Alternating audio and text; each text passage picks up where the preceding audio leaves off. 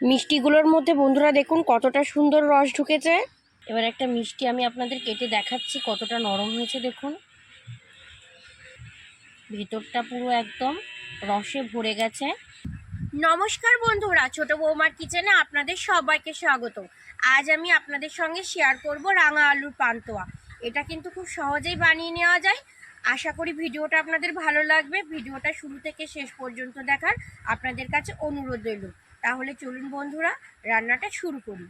পান্তুয়া বানানোর জন্য এখানে আমি 500 গ্রাম রাঙা আলু নিয়েছি। রাঙা আলুগুলোকে আমি জল দিয়ে ভালো করে ধুয়ে নিয়েছি।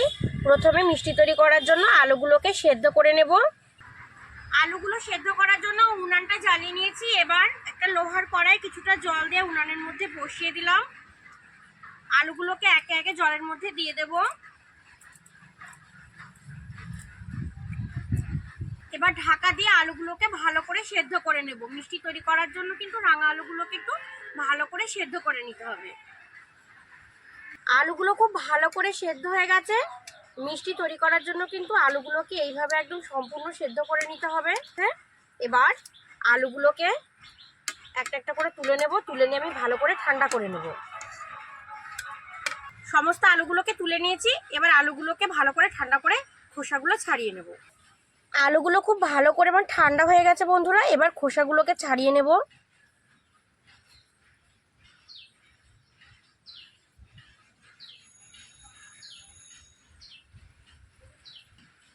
সব আলুর খোসাগুলোকে আমি একদম ভালো করে ছাড়িয়ে নিয়েছি।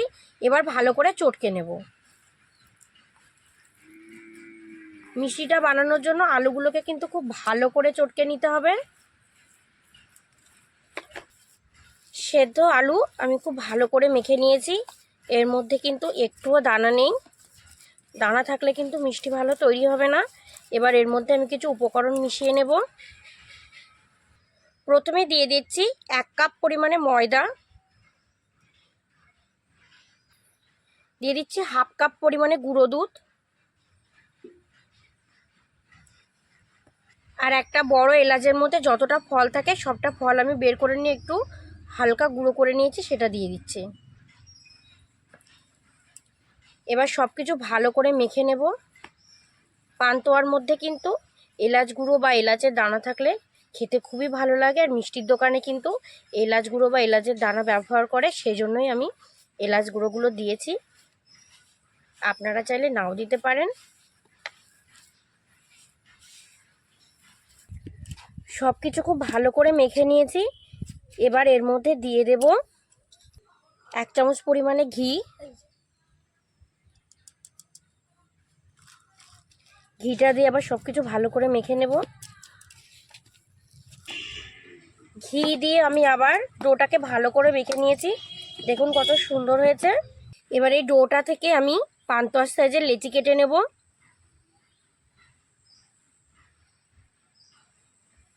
এবারে লেচিটাকে ভালো করে গোল করে নেব। একটাকে আমি তৈরি করে নিয়েছি, রেখে দিচ্ছি। এইভাবে বাকিগুলোকে তৈরি করে নেব।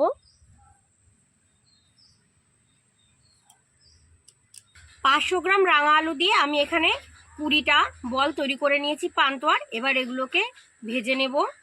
পান্তুয়াগুলো ভাজার জন্য এবার আমি উনান জ্বালিয়ে একটা কড়াই বসিয়ে দিয়েছি। এবার কড়াইয়ের মধ্যে দিয়ে দেব বেশ কিছুটা সাদা তেল। আপনারা চাইলে মিষ্টিগুলো ঘিতেও ভাজতে পারেন। ঘি দিয়ে ভাজলে কিন্তু স্বাদ আরও ভালো হবে। আমি এখানে সাদা তেলেই ভেজে নেব। তেল গরম হয়ে গেছে। এবার একে একে পান্তুয়ার বলগুলোকে দিয়ে দেব, দিয়ে ভেজে নেব।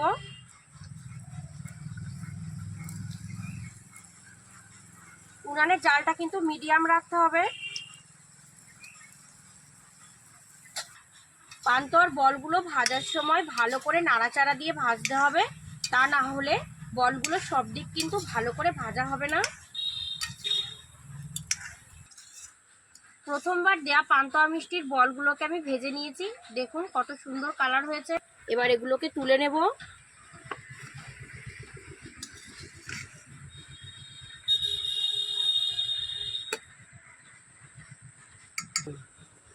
বাকি বলগুলোকে আমি একইভাবে ভেজে নেব। বল ভাজার সময় কিন্তু উনানের জালটা সবসময় মাঝারি আঁচে রাখবেন, নাহলে ভালো করে ভাজা যাবে না। বাকি পান্তুয়া মিষ্টির বলগুলোকে আমি একইভাবে ভেজে নিয়েছি। এবার এগুলোকেও তুলে নেব। উনান জ্বালিয়ে আবার একটা কড়াই বসিয়ে দিয়েছি। চিনি শিরা বা রস তৈরি করার জন্য আমি এখানে 1 বাটি চিনি নিয়েছি, দিয়ে দিচ্ছি। আরও 1 বাটি চিনি দিয়ে দেবো। আরও 1 বাটি চিনি নিয়েছি, দিয়ে দিলাম।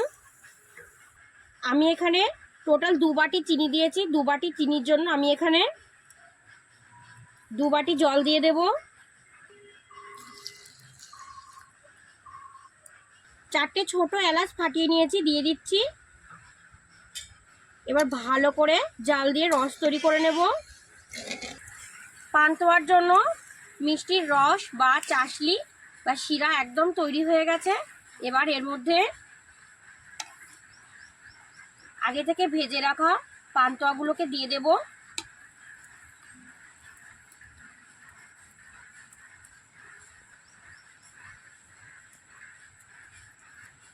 ঢাকা দিয়ে এবার চাশলির সঙ্গে পান্তুয়াগুলোকে 3 থেকে 4 মিনিট একটু মিডিয়াম আঁচে ভালো করে ফুটিয়ে নেব। 4 মিনিট হয়ে গেছে।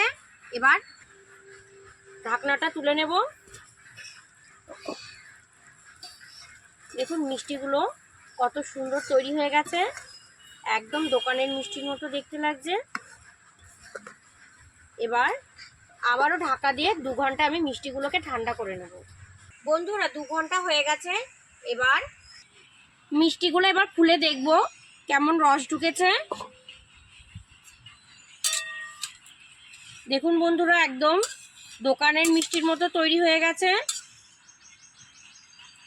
দেখুন মিষ্টিগুলোর মধ্যে কতটা সুন্দর রস ঢুকেছে, আর কালারটা কিন্তু দারুণ এসেছে, একদম চমৎকার কালার এসেছে। বন্ধুরা আপনারা অবশ্যই এই রাঙা আলু দিয়ে পান্তুয়া মিষ্টি কিন্তু বাড়িতে এইভাবে তৈরি করে খাবেন, দেখবেন খুবই ভালো হবে।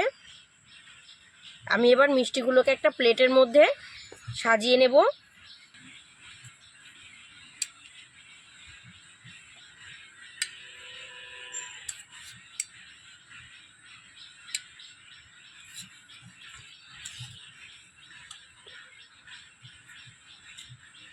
কত সুন্দর হয়েছে মিষ্টিগুলো, দেখুন একদম রসালো, পুরো মনে হচ্ছে যেন মিষ্টির দোকানের তৈরি মিষ্টি।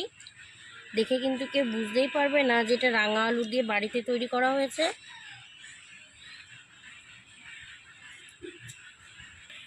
এবার একটা মিষ্টি আমি আপনাদের কেটে দেখাচ্ছি কতটা নরম হয়েছে। দেখুন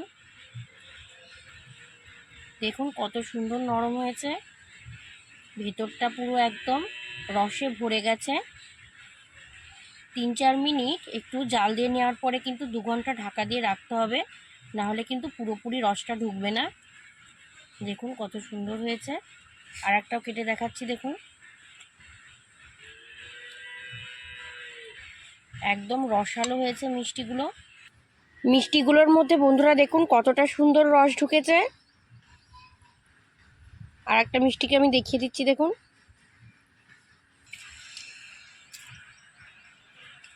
আপনারা অবশ্যই বাড়িতে এইভাবে রাঙা আলু দিয়ে পান্তুয়া মিষ্টিটা তৈরি করে খাবেন। এখন তো বাজারে প্রচুর রাঙা আলু পাওয়া যাচ্ছে, অবশ্যই এই সময় একবার এই মিষ্টিটা বানিয়ে নেবেন এইভাবে যেভাবে আমি দেখালাম।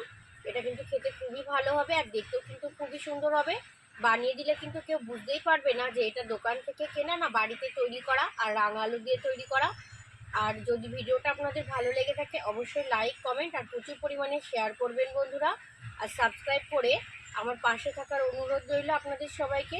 আজ এই পর্যন্তই। ভালো থাকবেন আপনারা সবাই, সুস্থ থাকবেন। টাটা।